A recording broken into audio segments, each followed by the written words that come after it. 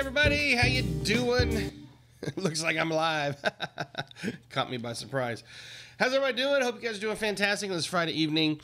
And I'm looking forward to sharing some thoughts with you here. I just have been kind of having this constant stream of consciousness the last day or so about all the stuff going on with GameStop, and particularly the way everything has gotten into the news and some of the stories that it has revealed. It's been really quite interesting. So I decided, let me just turn the camera on and we'll just start talking about it. And if you guys want to comment, feel free to do so. And if you don't want to, then it's no big deal.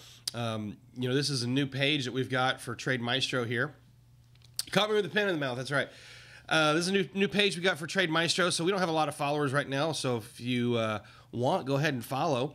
I did go ahead and send an email out, so I think some people will probably be joining us along the way. But I wanted a way to capture all the stuff that's been going on in my mind here. So I don't even know if I know where to start. This may just be a stream of consciousness, and I may end up breaking this up so we have some shorter videos here. But the first thing I want to address, I'll just kind of start and see where it goes. The big question everybody wants to know is there an investment opportunity? Should I go buy GameStop stock? I'll try saying that a whole bunch. And, the answer is probably not. It's probably not a great idea to try to jump onto this particular trampoline. That's what we'll call it. Now, I don't know how far this thing's going to go. Some of the people are saying we're going to be running up to $1,000 or so, and that's what their target is. It's not because it's a justifiable target. It's just an arbitrary target that some people have made up.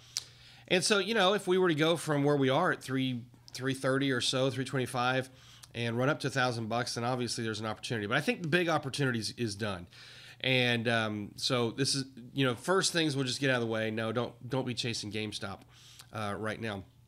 But let's talk about the bigger issues. There's a lot of questions about whether or not we should have short selling. A lot of people are saying that, the hedge funds are getting what they deserve, sticking it to the man, the little guy rises. And I actually agree with all that. I want to just say flat out, I actually totally agree with that. There's a lot of stuff that has happened over the last week or so that's really, it's going to be good for the market, I think. I think it brings a lot of stuff to light. But what's really fascinating is the response of Wall Street. And that's where my big red flags are right now. That's what's got me really concerned. And so I want to talk a little bit about that. And then, we'll just talk about how we should respond to it. I'm reminded, I don't have the clip readily available, but I'm reminded of that scene in the movie A Bug's Life, if you happen to have ever seen that movie. And there's a scene where the grasshopper was rallying his troops, which was a troop of grasshoppers. And they were going to go over and bully the ants a little bit. And the grasshopper says to his troop of grasshoppers, if they ever, something to the effect of, we don't have to do this, but we need to do it, because if we don't, then they'll get strong. And if they get strong, then they can overtake us, because there's a lot more of them than there are of us. And folks, that's exactly what we're seeing happen right now. And it's quite fascinating. It's actually pretty awesome to watch because I'm a little guy. I mean, I've taught a lot of people. I've had a lot of experience in the market, but I'm still a little guy. And, it's pretty cool to see so many retail traders getting together, organizing, and then ultimately taking on the machine. And, here's the here's the irony of it, that few people are really, well, some people are discussing, but the people that are trying to craft a narrative, they're not discussing this. This is exactly what Wall Street has done for years. The reason that I have a business, the reason I have a job, the reason I have the platform that I have to teach people about the stock market is because of what Wall Street has done all these years. They come along and we get to a certain price point in the market and they start shorting and they end up driving the price back down. They get to a spot, they start buying to cover those shorts, and they end up driving the price back up. And it actually is part of the reason that we have technical analysis and all of the things that we know and understand about the stock market. So it's really interesting that now they've been manipulating the market for years, but now we have the masses organizing, and of course suddenly we're the bad guys. So I'll just say at the front here, I support it. I'm all in. I don't think that anything illegal has happened, except for on the Wall Street side. And we've got some serious illegal things that have happened in the last 24, 48 hours coming from Wall Street. That's where my big red, yellow flags are. Or red, yellow, I guess that would be an orange flag. But the stuff that's coming out of Wall Street right now, that's what's really got me concerned. The stuff that's coming from Main Street, I really support that move. And I think that more people should be involved. I think it would be incredible if we had a place where all of Main Street could unite in essentially what looks like a hostile takeover. That's pretty fascinating. So, if you guys want to comment and be part of the conversation, you might actually help direct some of my thoughts here. I kind of have a few thoughts. I just jotted some questions down. This stuff's all been mulling through my head. I drove back from Atlanta today with my wife, and all this stuff was just like going through my head, and then she was showing me stuff. There was a headline. There's a headline from CNN Business that said a bunch of gamers, white gamers, united on Reddit in an anti-Semitic move to take down Jewish financiers. Folks, that's how ridiculous this has become. It's ridiculous to think, not just to think that people on Reddit are anti-Semitic and that's why this happened. That alone is just an asinine thought. But to be so brazen is to, rather than, acknowledge what Main Street is doing, to be so brazen is to turn around and say, well, you're just a bunch of racists. I mean, come on, folks. This is it's gotten to the point of ridiculous. I also saw a meme, or it was actually a video. It was practicing on a mannequin, bent over, and they're practicing an anal probe for getting these new corona tests. I mean, how much crap are the people going to take before we just rise up and say no more? CNN, you can't craft this narrative. No more to any of this. How much are we going to take? I don't have the answer, but it is pretty ridiculous. Let me tell you what's really got me concerned, and this is what I really want to address early on in this broadcast. For years, ever since Robinhood came along, I've been worried about Robinhood, and I've told people don't trade with Robinhood. There's backroom deals happening, and people say, "Oh no, they're all for the democratization of trading. They're all for the little guy." Folks, listen: if you're not paying for your commissions, you're the product. Just understand that. If something is free, you are the product. You go onto Google. You get all their great search engines, and you don't pay for it. And the reason you don't pay for it is because advertisers pay to have access to all the data that Google harvests from you guys. Same thing with Facebook. Any of these products that are free coming out of Silicon Valley, if we're not paying for it, then we are the product. Well, guess what? If you're not paying for your trading commissions through Robinhood, you are the product. You are the product. And what people don't realize is, on the front end, it's really easy. It's like Hitler said, if you give people food and you put shoes on their feet, then you can control them. Well, that's exactly what we see happening right now. We see it happening on the government level. The government's just writing checks. Supposedly, they're sending out a $600, $2,000 check or something. I don't know. I haven't heard anybody's actually got one, but supposedly they're sending them out. This is the problem. People are so willing to accept the handouts that they're willing to comply and go along with anything. And now it's bit them in the butt. Now it's come back.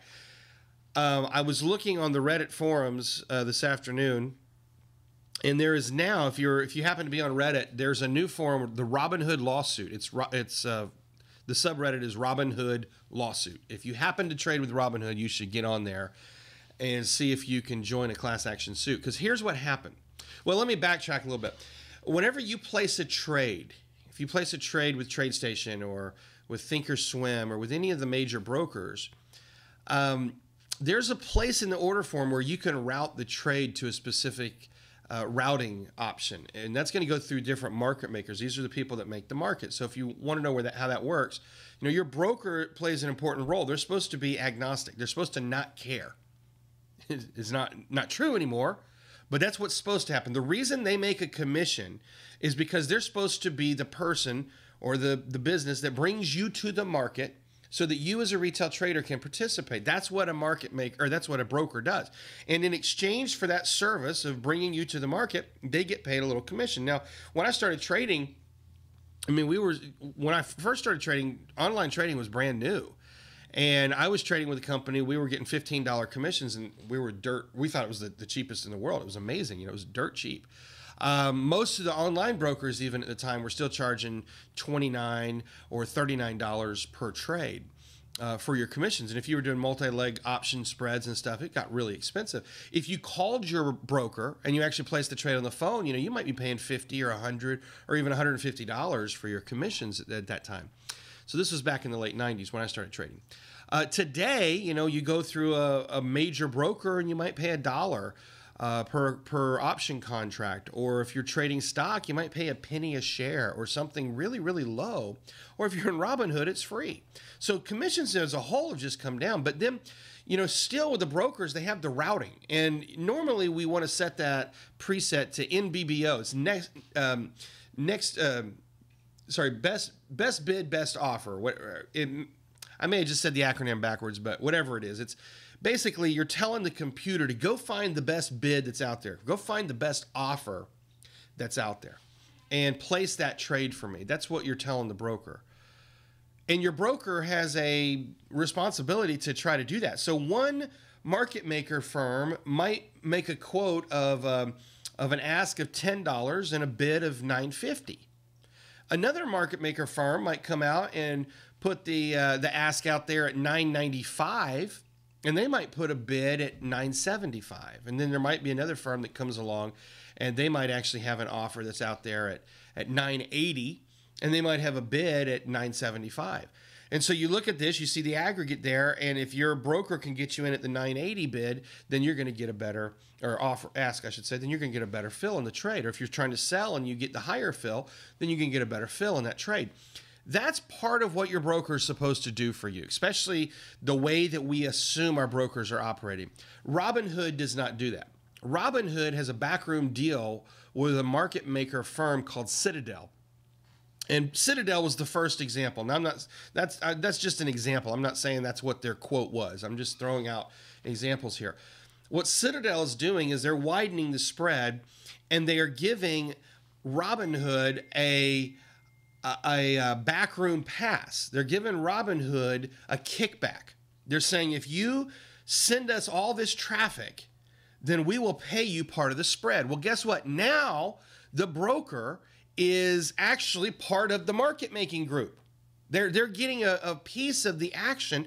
So the broker no longer has your best interest in heart. The broker, in this case Robinhood, it's in their better interest to route your order to what's best for them, not for what's best for you. Now you may think, oh, that's not a big deal. Well, what if? And I don't know if this is the percentage or not, but let's say that Citadel quotes $10 by $9.50, and they say to Robinhood, we're going to cut out 20 cents for you. Now, you might think to yourself, that's just 20 cents a share, and, I like the app, and it's all kind of gamified. It goes green, and it goes red when I lose, and I can do partial shares, and they have these fractional shares, and I'm so cool, I'm participating in the market. And I think a lot of that is really good. I mean, one of the good things that Robinhood has done is it's brought a lot of retail traders into the market. And so I think that's a really good benefit of Robinhood. But for Robinhood to be promoting to the end user that you're trading for free and not disclosing clearly that they are getting paid, I think I read it was $100 million in profit that they received in the last quarter, if I remember that right. I may have made that statistic up. I know I read that number somewhere. But they've been paid, millions of dollars as a kickback from the exchanges. Now, you might think, or from the market makers, not from the exchanges, but from the market makers. You might think, well, that's not such a big deal. But what if that's on your trade? And if it's one share, it might be 20 cents. But what if you're trading 100 shares? That's suddenly $20. What if it's 1,000 shares? Suddenly that was a part of the spread that you could have actually gotten a better fill on. You could have made more money. And they didn't disclose that. They didn't disclose that for you. They're taking that money and it's going straight to their pocket. And that's how they are now with a multi-billion-dollar valuation. And they were about to go public. I think Robinhood's done, personally. I wish they were public because I'd like for that same Reddit board to stir up consumer retail traders shorting the snot out of Robinhood. If they were public, that's what would be happening right now. That's what would be happening next week. That would be the trade to place because Robinhood deserves it. They deserve it for what they've done, because if you're not familiar with what they've done, they limited people's ability to buy some of these trades. GameStop, AMC, I think they did it for BlackBerry, for Nokia, I believe, maybe for Space. There was a handful of stocks. There was about 20 or so that the Reddit group put out that they were going to try this play on. And I think Robinhood limited like, 5 or 6 of them. And then the other thing they did is they took their option trades, and the options suddenly became the same price as the stock. So you couldn't buy the stock. They limited your ability to buy the stock. They said, nope, you can't do that. And then they came along and they raised the bid and the ask and the quotes for the options. So if you wanted to buy a $15 option on AMC, the call was $15. It should have been about 15 cents, but they're charging $15 for it. Now, that's a premium. So, again, what is Wall Street doing? They're saying, well, you can pay us, but we're not going to let you participate. So they're selling you a premium at $15. That was the ask. The bid on those options was 40 cents. So now you do have some consumers who are going in. They don't understand options, and they're saying, well, I'll buy the option. I'll buy the call option. People say it's going to be worth a fortune. What did they just buy? They bought a decaying asset that's going to lose $13 because literally that fast, the market maker can suck all that money out. And guess who's making the money? Citadel and Robinhood. Now, you might think, well, my broker's above that. Well, apparently Ameritrade's been tapping into this, and they also froze the trades. And Tastyworks has also been tapped into this. Now, Tastyworks has been offering free stock trades, and I was reading up. They do disclaim it, but Tastyworks is getting a piece of kickback from the market maker as well. So, folks, whenever you hear something is free, your antennas should go up, and you should say, something's wrong. If it's free for me, I am the product. Okay? Now, in and of itself, maybe that piece isn't so bad, but here's where it became really bad. You say, why did Ameritrade, why did Tastyworks, why did Robinhood freeze these trades so that we couldn't participate? And they said, well, it's for the integrity of the market. Bull malarkey. It's for their pockets.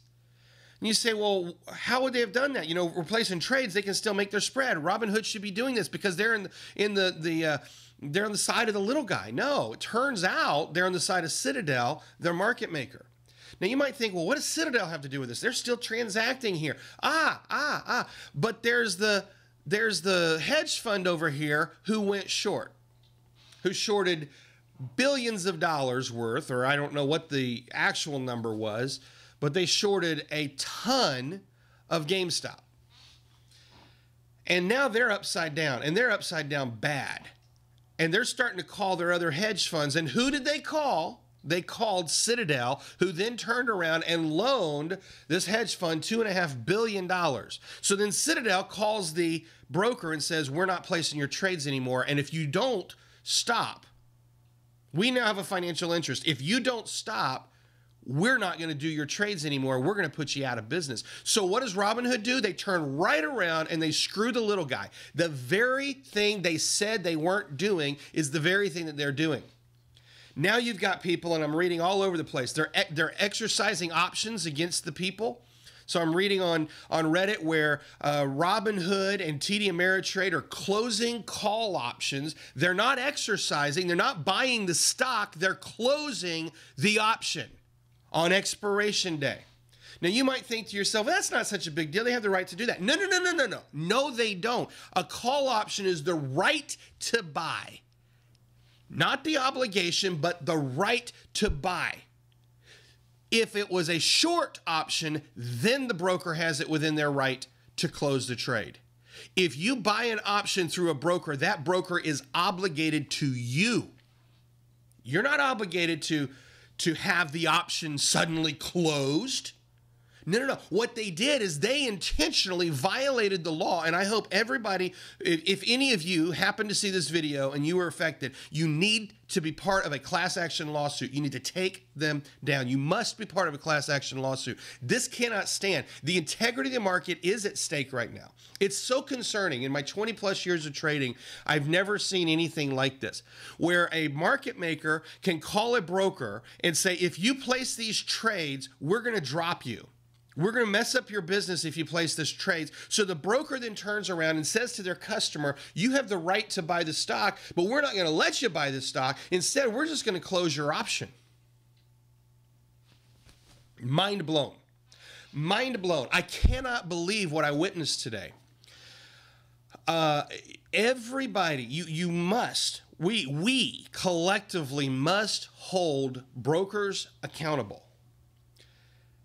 If you happen to be one of these people that was affected by that, I wasn't in that trade. That wasn't a trade I was chasing. But if you were in that trade, you have a lawsuit. You have a very legitimate lawsuit, and then the power will come in the numbers. I would organize on the Reddit forum, go to the Robinhood lawsuit page, see who else you can find. You have a class action suit, and the only way you win is a class action suit. And they're going to come at you with everything. You need the best attorney, and they're going to get a big piece of it, and that's fine. You cannot roll over on this kind of stuff. We cannot roll over on this kind of stuff. I don't trade with Tastyworks. I trade with TradeStation. To the best of my knowledge, and I'm digging to find out, to the best of my knowledge, they do not get a kickback from my trades. If I find out that they're getting that kickback, then we're going to have to make a stink about that. Brokers should not be getting a kickback from the market makers. It's just that simple. And they absolutely should not have the power to turn around and say, well, my buddy in Wall Street that I'm trading with every day, he's losing billions of dollars. Edward posted in here, Melvin is one of the hedge funds, lost 70 billion today covering shorts. Next week's another expiration for him. Yeah. There's so many moving parts here, and these hedge funds are in big trouble. I mean, some should go out of business. I hope they do. But worse than the funds is what these brokers have done to try to bail them out at the expense of us. I'm pointing at you. I'm talking to us. I'm flabbergasted. You know, a few weeks ago, 2 or 3 weeks ago, I was talking in my Profit Picks class on Sunday night, and I was talking about Twitter closing out conservative accounts because they didn't like their politics. And there was a couple people in the class, one in particular, who was saying, well, just stick with trading. Don't talk about politics. And I said, it matters. It matters because, number one, politics do impact the market. But what really matters is, you know, it's easy for us to say, well, so-and-so's rights are being violated, but that's their problem. And we don't care how far the overreach goes until it impacts us. Well, guess what? Today it impacts us. Today it impacts the traders. It's not about closing a Twitter account. It's not about censorship in and of itself. It's about a handful of people that make all the money in Wall Street, that are tied in with Washington, or they make all the money in Silicon Valley. And I'm fine with that. I'm great. I am an entrepreneur. I am an inventor. I am an investor. I am a visionary. I am great with that. I'm a capitalist to the core. But you cannot have government-run capitalism where the little guy is getting screwed because of backroom deals. You want to know how these politicians have so much money? They've never left Washington. They get paid $140,000, $180,000 a year, but their net worth is $5 and $10 and $20 million or more. You want to know how they have that money? How did AOC, who goes from an online cam girl, part-time bartender to Washington, making $150,000 a year, now suddenly she's got $1 million in 3 years? How did that happen? The math does not work out because I'm telling you, she is not that smart. She's not smart enough to invest $150,000 and turn it into $1 million in 3 years. So who's paying her? Well, it could be royalties from her cam. I don't know. I don't think that many people want to watch her. It's the backroom deals. It's the people that are paying to get their butts covered. If you don't believe it, look at who's in Washington. Look at the people that are making the regulations, that are enacting the pressure on the little guy. If you look at the last administration, I'm thinking about the Obama administration, and Trump's administration had a lot. I'm not giving a free pass.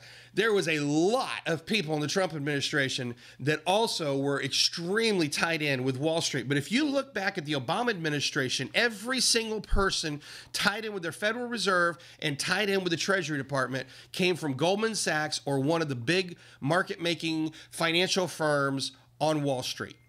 You think they're not covering their butts instead of our butts? Look, folks, the system is rigged. The system is rigged, and up until now, we've been able to play it. What I do is I play the system.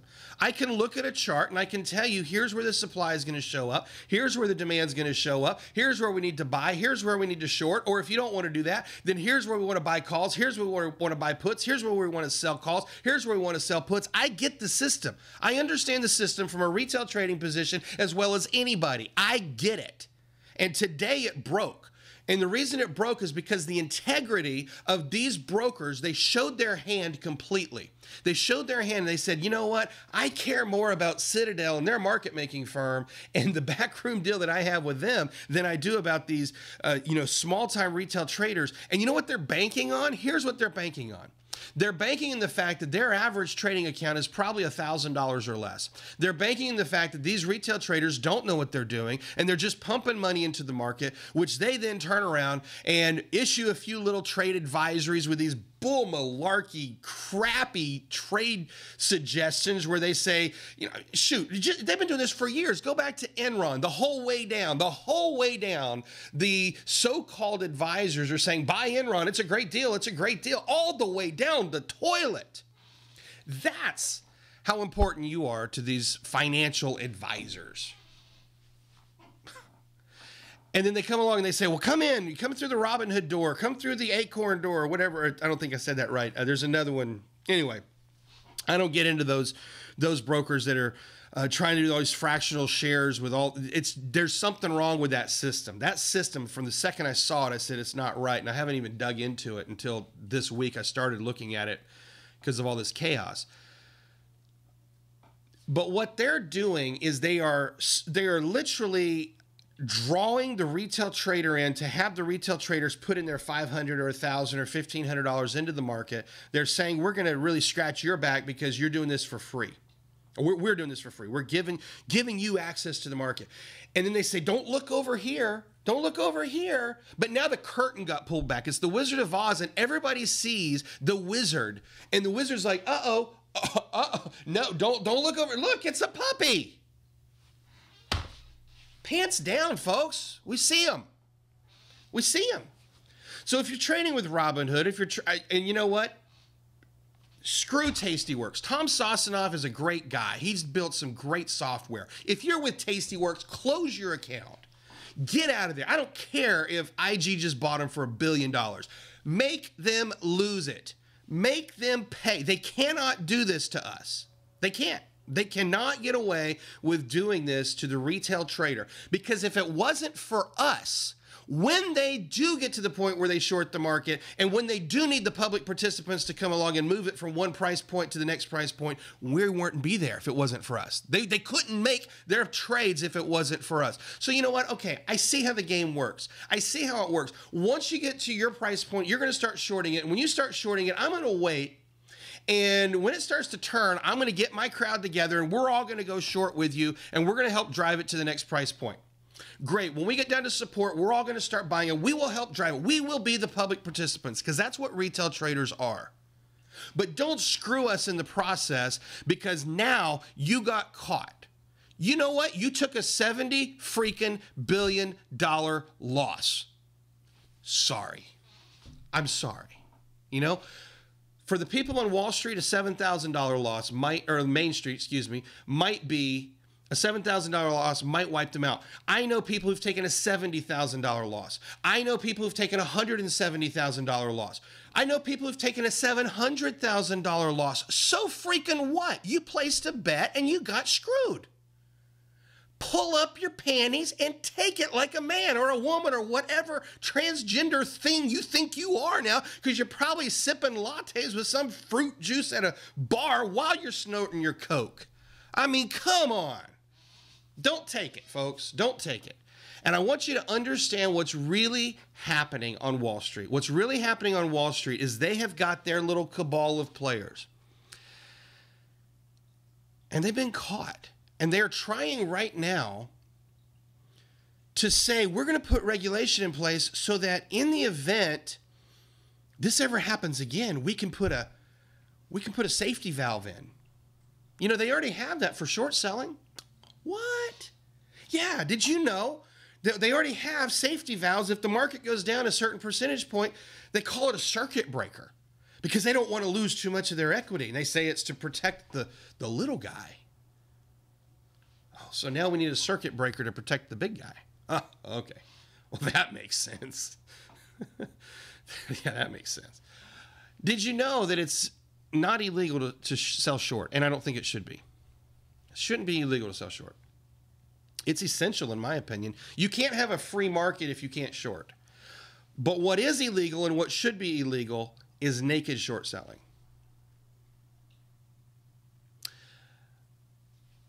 Naked short selling doesn't mean you're a day trader sitting in your living room without clothes on. I know, Bob, that's probably where your mind went. Naked short selling, for those of you who don't know, in the market, when you buy a stock or when you short a stock, either way, it goes through a settlement. And basically what that means is you place your order, they transact, they put it on the books today at the moment you place the trade. But the stock doesn't show up for 3 days. Doesn't show up for 3 days. It's called settlement. It settles 3 days later. The whole reason that we have the day trading rule, if you don't know anything about it, the day trading rule is you have to have $25,000 to be a day trader, to have a margin day trading account. And the reason for that is because day traders, they're notorious for buying and selling on the same day. Well, that's what day trading is, buying and selling the same day. Well, they buy and close the trade before it's settled. So what day traders were doing is they were buying a trade, they would sell it by noon, they take that profit, turn around, buy another trade, sell it by noon, take that profit, turn around, buy another trade, sell it by noon, you know, all in the same day. And I know we just had 3 noons, but stay with me here. And none of the trades have settled. So they're making profit on profit on profit that hasn't even settled yet. So what the whoever regulators and their infinite wisdom that was somehow bestowed upon them on some government 3-letter agency says, one of these people comes up with the idea, well, we're going to extend margin to the day traders and we'll just make sure they have $25,000 cash and we'll give them all this margin. And I don't know why they came up with those numbers. I don't know, but that's what they did. So that's why you have the day trading rule. So if you have a day trading account, you can trade 4x margin 4 times. That's not 4x like in currency, but 4 times margin. And you can buy and sell all day you want, everything you want all day, every day. And because you have the $25,000, now the fact that you're trading with unsettled funds doesn't matter. I know that was a tangent. But there's a reason for that. The same works for shorting. So when you're day trading, if you're shorting, same thing. Funds don't settle for 3 days.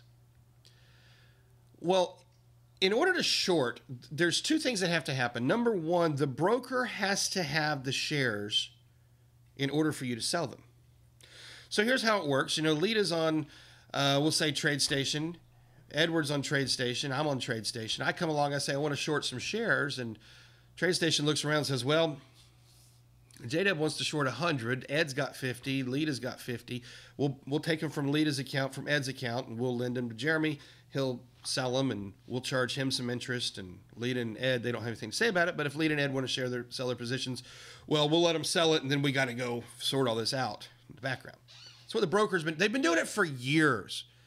And you gave them permission because whenever you signed your statements, when you said, hey, I'm going to trade with Thinkorswim or TradeStation, whoever, you signed disclaimers. You signed all your disclosure agreements and statements and everything. And you, somewhere in there's a fine print that says they can do this.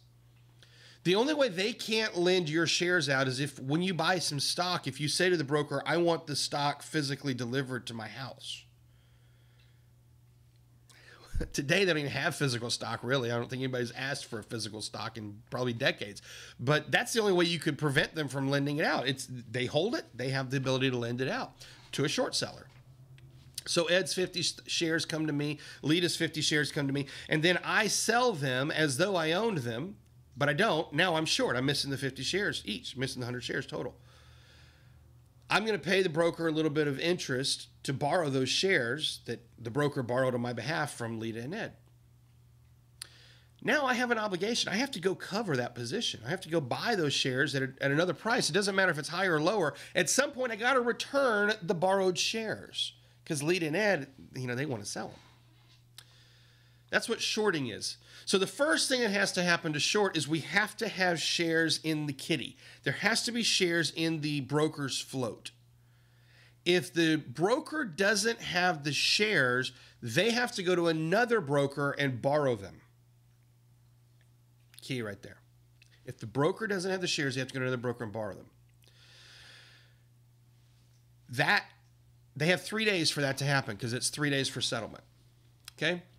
The second thing that has to happen, that's supposed to happen, is we're supposed to have an uptick. I have a vague recollection. As I'm talking, they may have done away with that rule, but they used to have a rule where we could not short on a downtick. It had to be on an uptick. I'm thinking they may have done away with that rule. I need to go research that. But it's supposed to be the market is actually ticking up. It only has to be a penny tick, but we have to tick up in order to short. And the reason that those two rules are there, number one, is we can't sell something that's not liquid. So you got to have the float. And number two, you don't want to be selling into a nosedive so it's not a falling knife that you can't stop. So there's regulation in place for shorts. But what short selling does is for a boom, like GameStop will say, stocks running up, suddenly it's $325. Everybody knows it's not worth it. So short traders will come in and they'll say, well, I'm going to sell it at $325 because it's only worth $30 maybe. They see a huge opportunity to short. You say, well, if they weren't shorting, then the stock wouldn't go down. Well, if they weren't shorting, then there would be no liquidity. It's a very important word. If the short sellers weren't there to short, there would be no liquidity, which means the demand would be even higher. The price wouldn't be $325, the price would be $625 or $825 or $925 or more. If it wasn't for short sellers, the free market would see more bubbles than you would know what to do with. It would make Bubble Yum and Big League Chew look like child's play. I mean, we would see bubbles left and right, and they'd be popping left and right. Short sellers help the free market stay balanced because there's somebody on the other side of the trade to take the risk. And if there's no one to take the risk, then everybody's buying. Everybody just agrees, I'm not going to sell.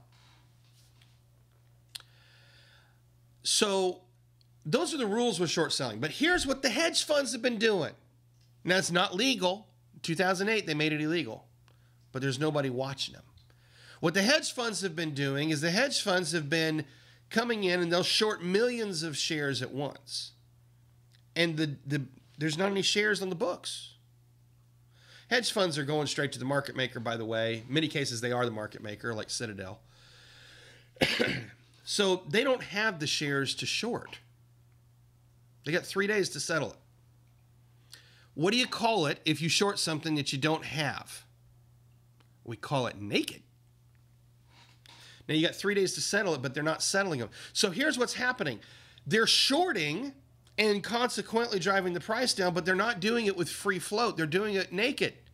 And that does manipulate the market. So what happened this week with GameStop is you had a group of millions of people on Reddit. It started off with a little over 1 million, maybe 1.5 million. By the time I started watching it, the group was over 2 million. Today, it's over 5.5 million people. You have 5 million people. Let's start with 1 million. You have 1 million people that all can.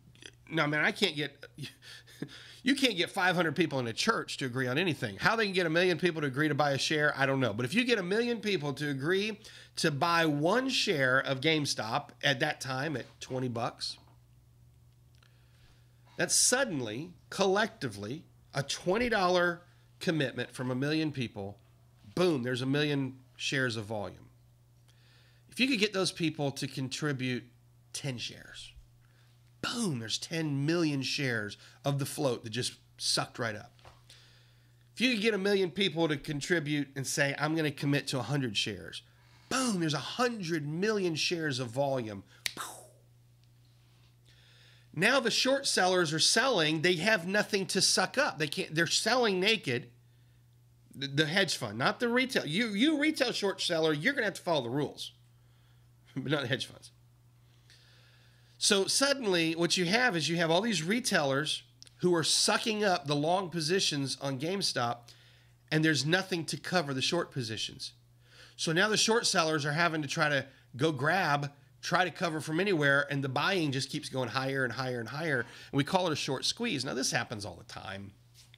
It really does, just not to this extent. So what happened with GameStop this week, and frankly, it is pretty brilliant. What happened is it was just momentum. This is no different than like the wave in a stadium. You ever been to a football stadium and someone raises their hands and the person next to them raises their hand, and before you know it, you got the wave going all the way around the stadium. That's what we saw.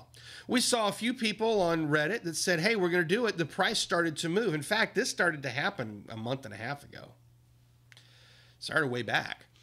Price starts to move, more people say, hey, GameStop's moving. And it wasn't just people on Reddit, because you see technical traders like me will look at this and say, hey, I don't know why it's moving, I just know it's moving. And then we'll start to buy in. So we add even more buying pressure to it. In fact, somebody had brought GameStop up in one of my classes a few weeks ago, and we saw no reason to buy it, so we didn't. But it actually was a good setup at the time. And, if somebody was just playing pure technicals, if they've been watching GameStop, it said buy. It was a great technical setup. Not a good fundamental setup, but a great technical setup. So there's lots of people that suddenly start buying, and then more and more people start joining the group. They find out what's happening. You have another wave of 1 million people, another wave of 1 million, another wave of 1 million. And before you know it, boom, all the free float's gone. Now that the free float's gone, the short traders are getting in trouble. Their 3 days is expiring. They got to figure out how to get their positions settled. The price has gone through the roof. They're in the whole $70 billion. And that's just one fund as I understand it. I haven't looked at all the numbers, but that's what I understand. So then what do the short traders do? They have to go in and start buying. That creates even more buying demand. In fact, the very thing that would happen if we didn't have short selling is what happens. Because of this short squeeze, we have so much buying pressure and there's no one that's there to sell. And the problem the short traders ran into is these people didn't buy. This was the only problem they ran into. These people didn't buy for a pure speculative trade. They bought with the intent to hold. You see, most people buy the market with an intent to see a profit, and they're like, hey, I just made 10, 20, 30 bucks a share. I'm going to take my profit and run. Not these folks. These folks said, hey, I don't care how much profit I have. I don't care if I don't get any profit. I'm not selling. And they sucked up the free float. And what that did is, boom, it put the demand through the roof. And now the short sellers have to come in and cover. And then there's also option traders that have to cover stuff. And so we've got, short calls, for example. People are out there shorting calls because it's what they needed to do. It's what their trading plan said they needed to do. They might be short a few hundred shares. And then suddenly they're upside down. They have to deliver. They have to deliver on their short calls. Well, what's the call? It's the right to buy. If you sold that call, you're obligated to sell it, but you don't have the shares. So now you've got to go into the market and you've got to buy the shares and deliver those to your option. And so you just have insane demand, and that's what's created this. Now, here's my promise. At some point, this will tumble. That's why I don't think anybody should buy it. At some point, this will do what every penny stock does. In fact, if you want to understand what's happening with GameStop, it is exactly what happens with a penny stock. It's just happening with a $40 stock that became $300. Same thing. With a penny stock, now we can't short pennies, but with a penny stock, what happens is they do what we call a pump and dump scam. And guess who does it? Wall Street. In fact, you'll never see me promoting penny stocks because I'm just philosophically and ethically opposed to the way that the penny stock market works. But penny stocks are what we call OTC, over the counter. They don't have the same kind of regulation. And what you'll see is if you ever see like these penny stock advisory newsletters and stuff, and you'll see such and such ticker, we believe this is the penny stock that's going to go to the moon. It's 6 cents today. It's going to be $2 by Friday. Everybody needs to buy this stock right now. We call that pump. Guess what happens? It gets up to about $1.80, $1.90, and the people who paid that newsletter to write that article start selling. And then it starts coming back down, and all the people who provided the support to actually drive this thing to the next price, They see it and they say, oh, well, I better get out. Now they're selling and comes right back down. So it looks like a jackknife, just straight up, straight down. Now you say, oh, they would never do that. The SEC wouldn't allow it. That's exactly why at the bottom of every one of those penny stock advisories, it says, this is a paid advertisement. Read the fine print, folks. Read the fine print. It says it right there. This is a paid advertisement for this stock. You can do that with penny stocks. We cannot do it with big board stocks like GameStop. Excuse me. We can't do it with this. But who's to say in a stadium we can't all start raising our hands? Who's to say we can't say, hey, we're going to buy a little GameStop. Oh, yeah, well, we're going to buy two. Oh, yeah, well, we're going to buy two. You know what? Let's all buy. Okay, yeah, we're all going to buy. That's what happened on Reddit. It's a free market. It's a free open communication room. It just happens to be digital. Why could we be in an arena and get in cahoots, and that's legal, but not be on a Reddit forum? There's no reason. There's no reason at all except for the hedge fund lost some money. Boo-hoo. Boo-hoo. So what? We all know when we get into this game, we all know the risk. We all know the number one rule is don't play with money you can't afford to lose. We all know that.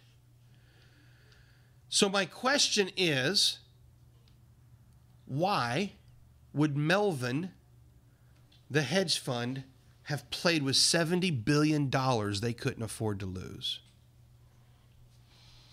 Sounds like they got a bad CEO. Sounds like they got some bad traders who need a little slap on the wrist and maybe sit in the timeout penalty box for a little while for mismanagement of funds. That's the way everybody else has to play. Why shouldn't they be treated the same way? And it wasn't just Melvin. I'm sure there were some other funds involved. It's just that what happens with a hedge fund, if you're not familiar, the way a hedge fund works is they have a specific strategy that they specify. This is going to be our strategy. So some funds are short funds, some are long funds, some are... You can have a fund. I mean, it really doesn't matter what your fund does. It's just that you have to specify what you're going to do, and you have to stay within that boundary. So I haven't looked into it, but Melvin probably has specified in their array of tools that we're a short fund and we go looking for stocks that are overvalued, looking to go down, and we short them. Okay, that's great. The problem is when you start doing it millions of shares at a time, you don't cover those positions and you hurt the little guy. And then if you saw it on CNBC, I don't have the video clip, but there was a CEO of something who himself is a billionaire. I cannot remember his name. And he was crying on CNBC, and they're like, well, why are you crying? He says, it's because I care. It's because you don't care. You care about your jet that you can't pay for. And look, I'm great with it. I like airplanes. I love airplanes. But look, when you get in financial trouble, the plane's got to go. It's that simple. So I'm sorry. But don't come along and say I'm worried for the little guy that they might get hurt, because every little guy who's going into Robinhood or Ameritrade or Tastyworks or anywhere else, and they're saying, I want to buy GameStop, they're not taking their life savings and dumping it into GameStop at $350 because they think it's going to go to $3 million. They're not doing that. They're taking $1,000 and saying, hey, I like this social cause, and they're throwing down. And now they're saying, I'm worried about the little guy losing his $1,000. Bull malarkey. Bull malarkey. It's crap. That's my thoughts on Robinhood.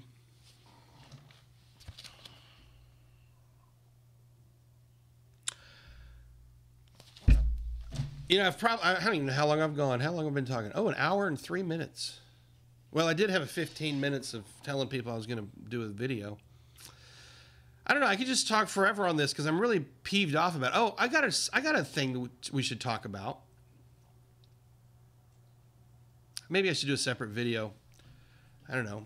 I got people here, so hey, you know, you guys got any questions? Give me feedback. Chris Christopher pointed out short selling is a stock. Quote, short selling a stock is not allowed on a downtick as stipulated by the SEC uptick rule. That's on Investopedia. Yeah, that has been the rule. I just had in my head they may have gotten rid of that around 2008. But I tell you what's interesting, folks. So if you don't know how short selling or any margin works, how about I share my screen? No, I don't want to do that one. Let's do this one here. Yeah. So let me show you. This is what you're looking at right now. Is you're looking at the Dow Jones Industrial Average. And that's what's happened the last couple of trading sessions. The Dow today ended up down. Let me see if I can put that up there. 620 points. This is the second day this week that we've had a 600-point sell-off. Second day.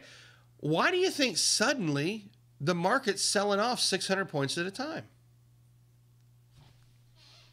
It's just overbought. It's weak. I tend to agree. In fact, if you were with me Sunday night, you would have known I said that we needed to have a sell-off. So there is a technical reason to say we were primed for this. But there's a secondary consequence that I think is going on right now, and I just started thinking about this afternoon. Hedge funds, if they don't have the money to cover, what do they have to do? They have to do the same thing that I have to do, that you have to do, or anybody else has to do. If we get into a situation where we're upside down and we have what we call a margin call, which basically means you got to ante up some money because you're upside down, where do you get the money? Well, we either have to go raise the money or we start liquidating assets. And the first assets that are liquidated in a trading account are, boom, more equity. I bet if we could dig, yes, we were set up for this technically speaking, but I bet if we could dig, we would discover a lot of the selling that's happened this week on Wall Street is to help cover the short positions that the hedge funds were short. I think it would be fascinating if we could get to the bottom of that and discover that. And if people would discover that their 401ks are taking a hit, which is what happened. So here's a secondary consequence, the second order consequences. We always think about what bothers us. You know, last week I was talking about Twitter. And people saying, it doesn't bother me. I don't care about censorship. Then it was YouTube. Then it was Facebook. They're deleting accounts because they disagree with people politically. It doesn't bother me. Now everybody's talking about, well, why can't I liquidate my positions with GameStop? Or why can't I buy into GameStop? Because, you know, Robinhood's limited me. Now people are upset. But here, wait until you discover that your 401ks and your IRAs and your retirement accounts took 1,200 points worth of a hit this week because the hedge fund had to go liquidate positions so they could cover their bad position. And now your accounts, because the entire market's being affected, your accounts are being affected. You say, oh, Reddit's evil. No, Reddit's not evil. A bunch of gamers on Reddit are not anti-Semitic. Hedge fund traders were irresponsible. That is where the blame sits. And in 2008, those same hedge funds were the ones who were irresponsible with credit default swaps that helped crash the mortgages and helped bring AIG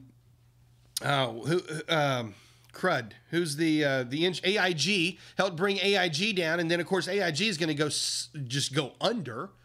So what happens? The taxpayers jump in to bail them out because they're too big to fail. It is exactly what the Federal Reserve intended when they created the central bank in 1913. If our little cabal gets in trouble, if we get found out, if we're going to go under, the lender of last resort is the American people. Because it's for America. Even though there's nothing federal about the Federal Reserve, and even though they have no reserves. Folks, the central bank, at the end of the day, if you dig far enough, the central bank is the reason that everybody is in a tizzy today. And let's see where this goes next week. We might see a market collapse out of this. Be prepared. We might see a crash. I could see the Dow heading down to 26,000 as short traders have to start covering all their positions. And if we can see this, and I said can because I actually think it's good, I think this is healthy. We might feel a little pain in the short term. Eventually it'll come back. But if we can see this short squeeze happen across the board for another 15 or 20 stocks, we could really teach Wall Street a lesson. And as much as I love the market, as much as I love the opportunity it gives us, sometimes pain is good. My kids need to be punished when they do something wrong. I got more than one spanking. It just so happens, if your spanking is a $70 billion bill, okay. Take the swats, pull your pants up, and move on.